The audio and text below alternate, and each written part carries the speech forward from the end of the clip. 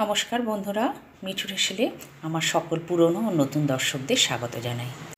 কড়াইতে তেল দিয়ে দিয়েছি, তেল গরম হয়ে গেছে। এক এক করে কাতলা মাছগুলো তেলের মধ্যে দিয়ে ভেজে নিচ্ছি।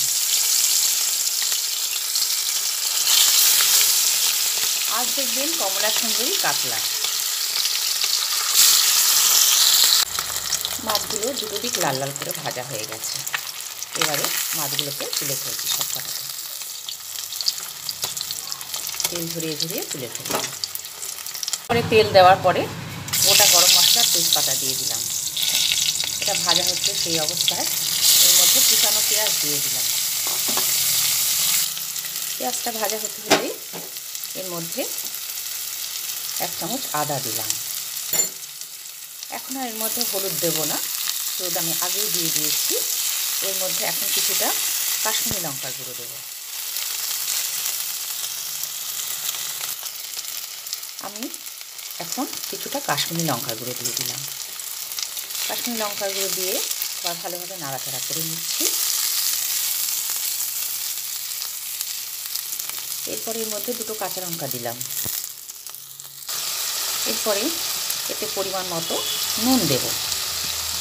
যেহেতু আমি 4টে মাছ, নুন আমি অল্পই দিচ্ছি। এরপরে এর মধ্যে সামান্য জল দিয়ে দেব। জলটা অল্পই দিলাম। এরপরে আমি কমলা লেবুর রসটা দেব। জলটা দিয়ে দিলাম, এবার একটু ফুটবে। এরপরে এর মধ্যে কমলা লেবুর রসটা মিশিয়ে দিচ্ছি। মিশিয়ে দিলাম, ভালোভাবে এটা মিশিয়ে নিই ভালোভাবে। এরপরে এর মধ্যে অল্প পরিমাণে চিনি দেব। যেহেতু কমলা লেবুর রসটা দিলাম, যদি একটু টক ভাব হয় সেই জন্য আমি এর মধ্যে স্বাদটা ব্যালেন্স করার জন্য অল্প পরিমাণে চিনি দিয়ে দিলাম। চিনি দেওয়ার পরে যে মাছগুলো আমি ভেজে রেখেছি সেই মাছগুলো এক এক করে দিয়ে দিলাম।